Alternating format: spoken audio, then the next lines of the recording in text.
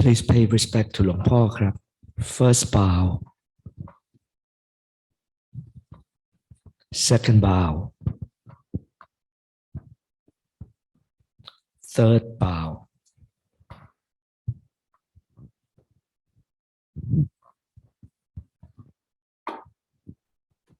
Hello again, everyone on Zoom.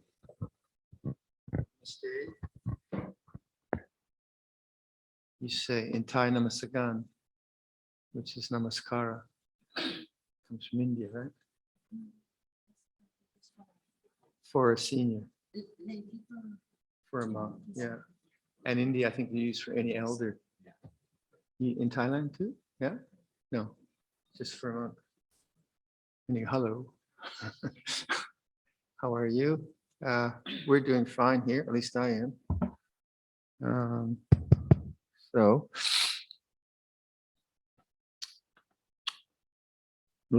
Perhaps we could think about the quality of attention, how you attend to something, because that's terribly important. So in this meditation this morning, I kind of did a Zoom meditation, didn't I? We were scoped out in space, hopefully not spaced out, open, mind open.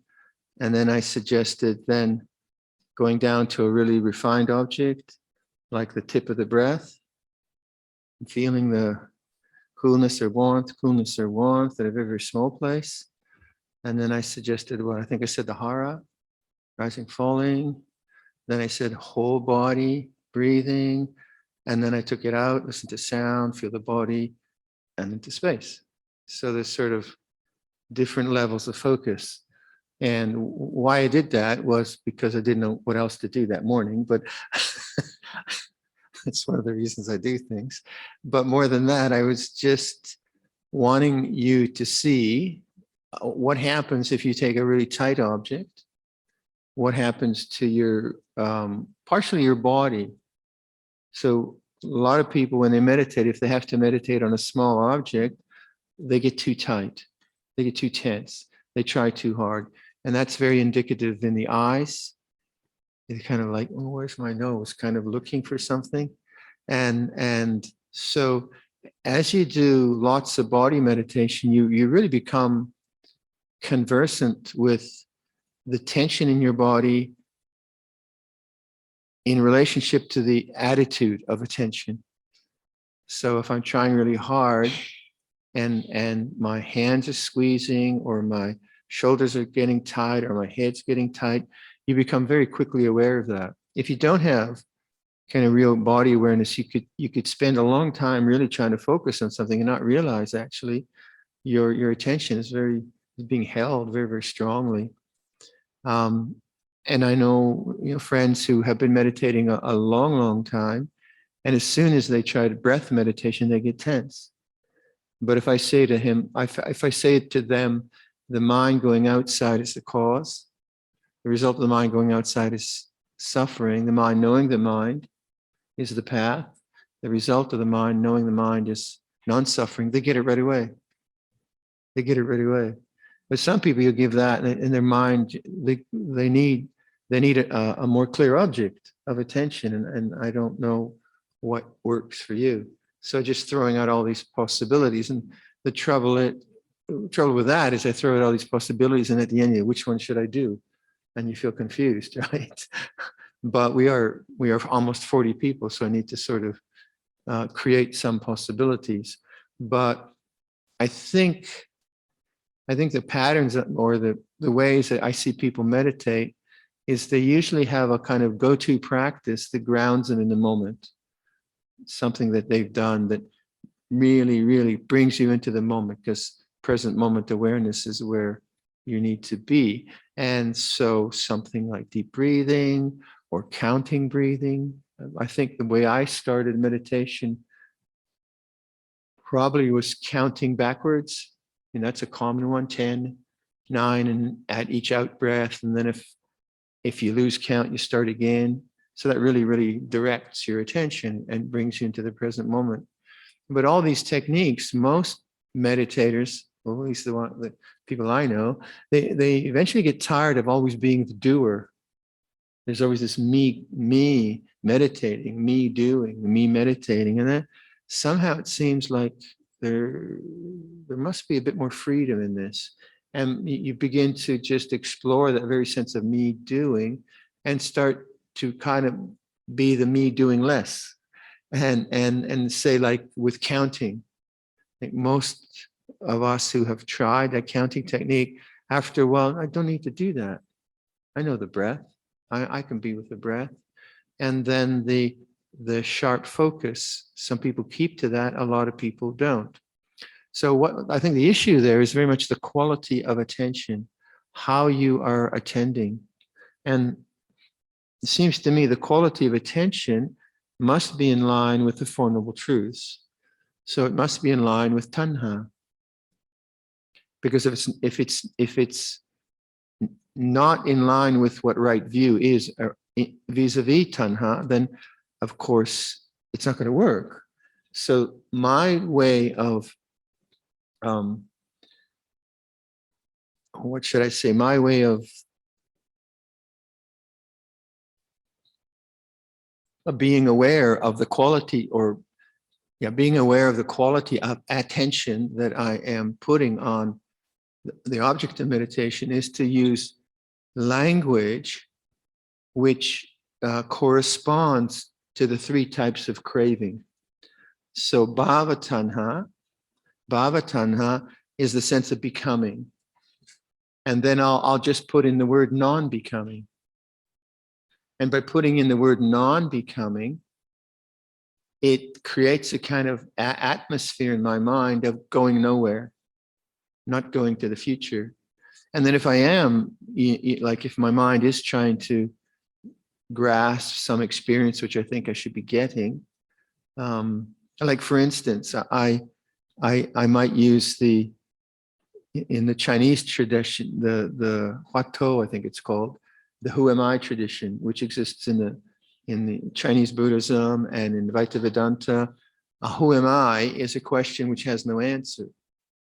If you try to find an answer, you just go nuts. Who am I? I'm Viradhammo. Who said that?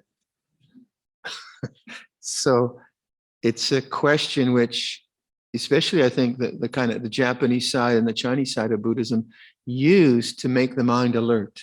That's all. But because it's a question, I have used that technique, and inadvertently I try to find something. I mean, there's nothing to find, but so I put in the word non-becoming, and I find that really very helpful. Or I put non-anticipation. So anticipation is a good word for me because it's that looking for something into the future, and it's a word I like. It has some strength to it. So for non-anticipation, non-becoming, and that sets up an attitude of mind which is very much in the present moment. So this is for me part of samma sankappa, right thought, conjoined with samaditi, right understanding, conjoined with right effort. They all have to be somehow one piece of the practice. So that's bhava. So bhava is becoming, future, time, non-becoming, nowhere to go, that kind of thing. And then the opposite, vibhava, you say a w. I think you say w. You don't say the v, or you say the w. Vibhava tanha. I should have stayed in Thailand longer, Sure. They sent me out so early that I never learned Thai. Never mind. So vibhava is like repression, getting rid of, annihilating, not wanting, that whole side of the efforts we make in life. So I don't want thoughts. Say that's a classic. I don't want pain. I might not want the sound of the digger, or someone next to me is restless. I don't want that. So vibhava is kind of not wanting, trying to get rid of. So in that, I quite often put some form of metta bhavana. It all belongs. That helps me very much. It all belongs, it's all here, it's all natural. So I do that as a kind of welcoming. So when I suggested the way in the mornings to do metta bhavana, just like welcoming the breath, that's an attitude that I use to get the right quality of attention, right quality of attention. So like welcoming the moment, welcoming the fear, welcoming the sound, that kind of thing. So you can see that by using just a bit of language, it's not analytical. It's not like I'm thinking a lot. I just pop in a bit of language that creates a kind of refinement of knowing how I'm actually paying attention to the breath. And it really doesn't matter whether I'm focused on a very small object or my mind likes a more broad context. It doesn't really matter. It's the quality of attention that is terribly, terribly important. Kama tanha is just being caught up with objects. So for me, it's simply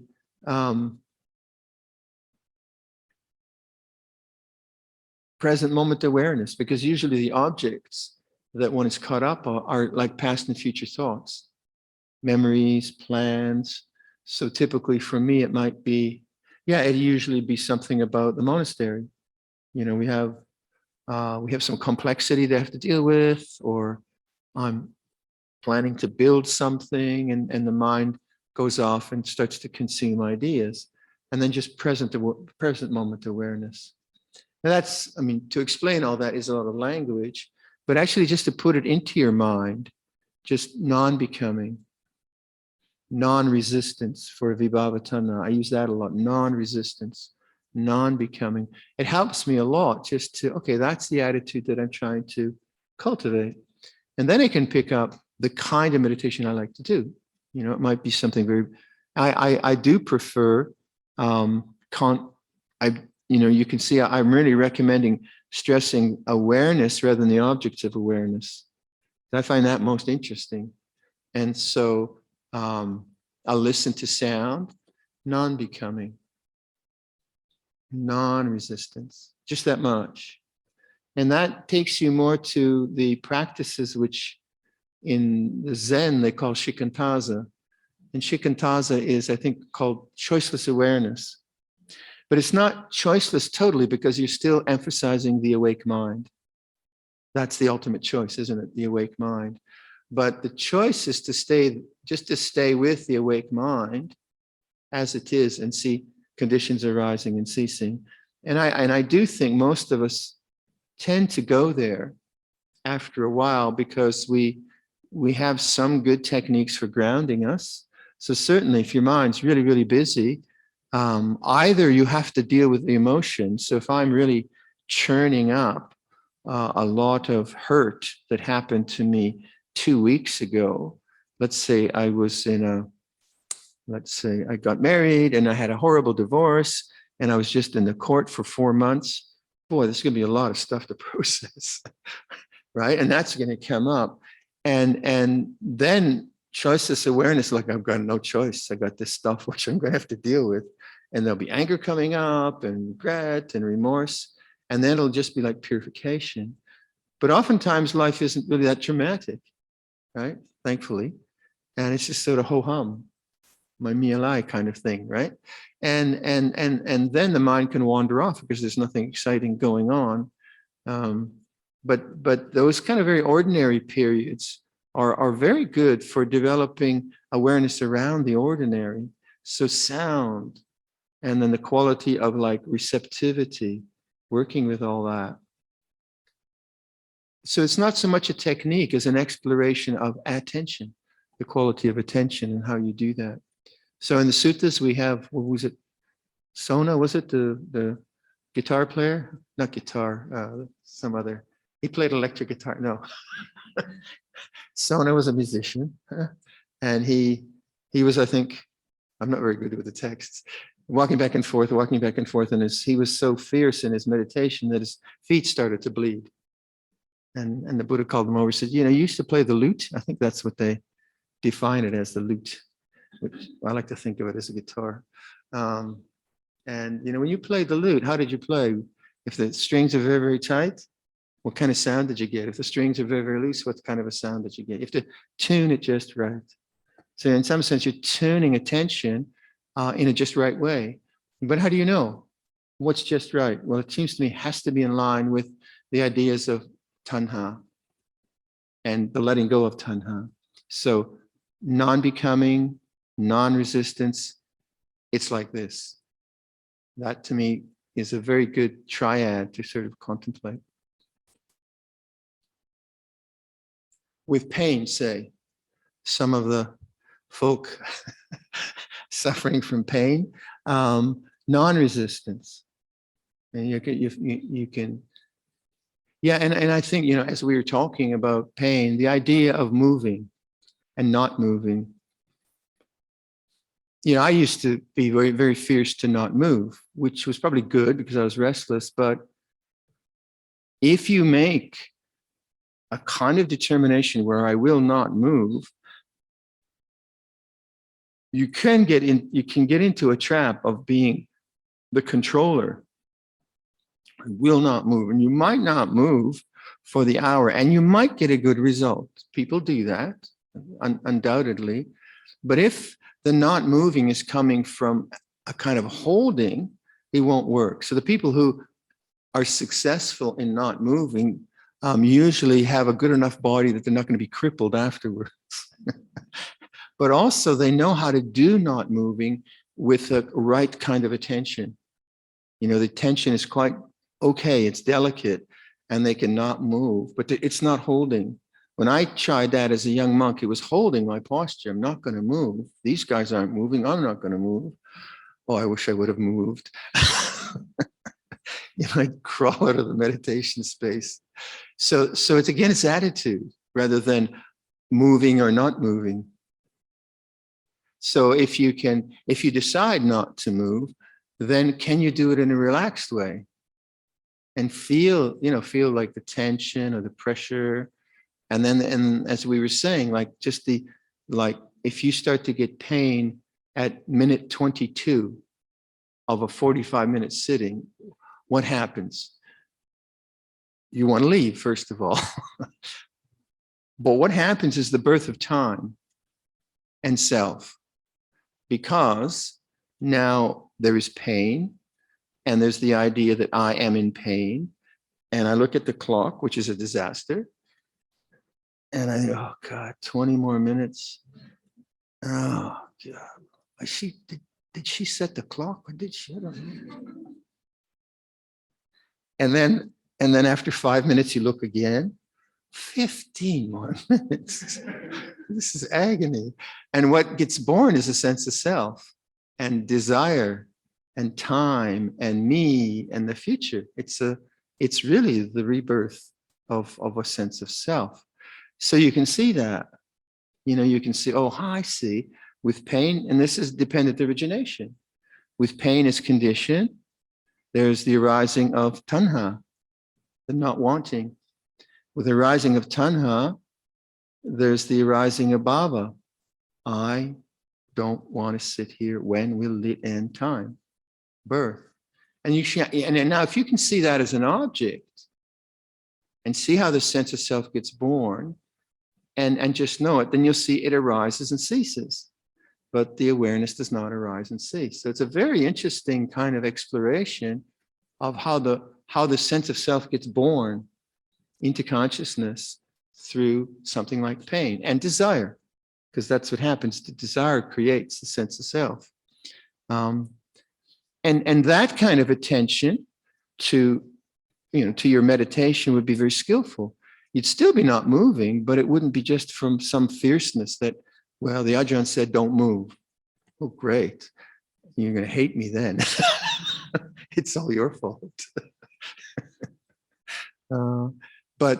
But the quality of attention, the quality of contemplation and what's going on, then pain can be very, very interesting. Very interesting. But please don't hurt yourself. There's still a few days left. And it also, I would say, if you push yourself too much with pain, you're not going to want to meditate again. you might be able to do it for, 1 or 2 sessions, a week or two, but after a while, why do I want to do that? I'm not a masochist, right? So you got to be careful. So then if you decide to move, just do it mindfully. If you're restless and the moving is just coming from restlessness, you'll see that after 2 minutes, I want to move again.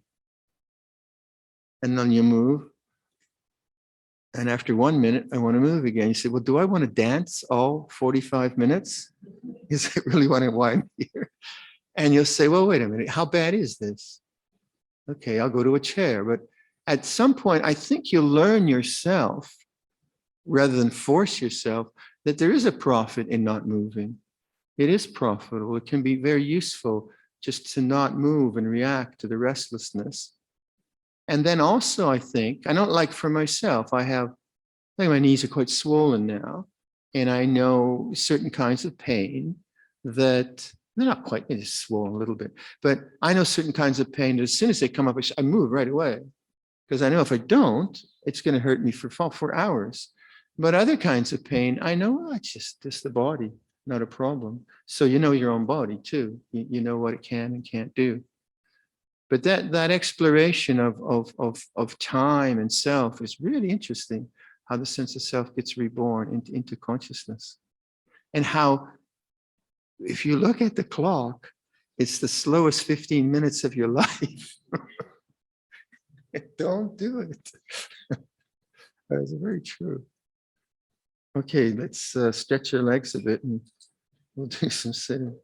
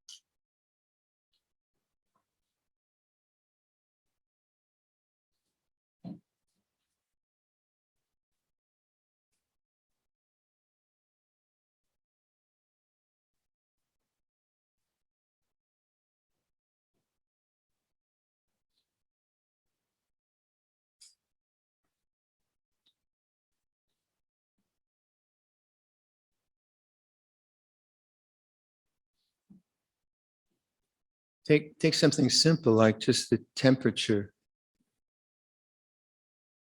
the warmth that your body, or coolness that your body feels now. So you take just a simple thing of body temperature and feel that. Let that be conscious. And notice, like these kinds of ordinary things, there's no need to become anything, is there? It's not like you're trying to get an experience of bodily temperature. It is what it is. So you get a sense of non-becoming. I'm not trying to get anything from this. And then non-resistance. Temperature feels this way. So when you take something quite neutral and make these suggestions of a quality of attention, you sort of set up your meditation with right effort, the kind of right attitude, non-becoming, non-resistance. And it's like this, Banyang Mi Eng. So this is back, let's say if we use that analogy of riding a bicycle, you've got balance now. Now, can you sustain the simple balance moment by moment? Not get anything else, just the simple balance. So listen to sound. Receptive awareness. Non-becoming. Non-resistance. It's like this.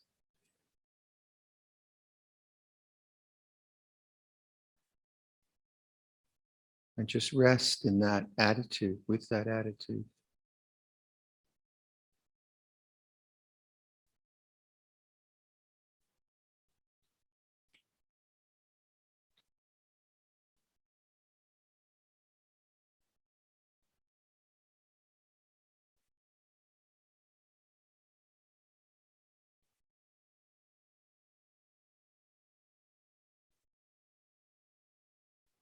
Feel your body.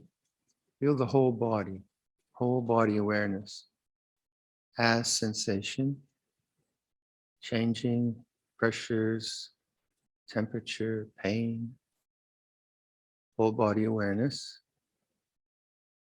receptive awareness, non-becoming and non-resistance.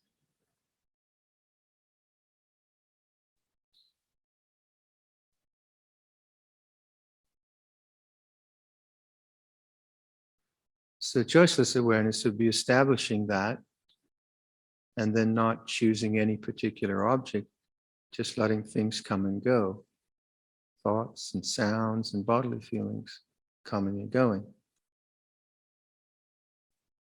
And then if you got lost in thinking, then the moment you awaken, you just really make conscious. So it's like this. Non-becoming, non-resistance. And you train in that way. If, however, you found somehow it was too fuzzy for you, then you could choose the breath or the body touching something. But see if you can make it not just like working all the time, but like relaxing, presence, because that's what sustains a kind of peaceful mind.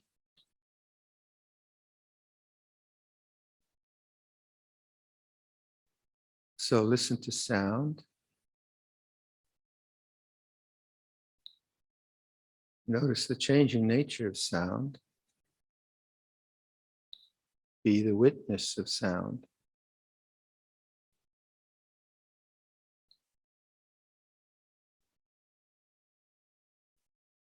And then feel your body. Notice the changing nature of bodily sensations. And then be the witness of the body.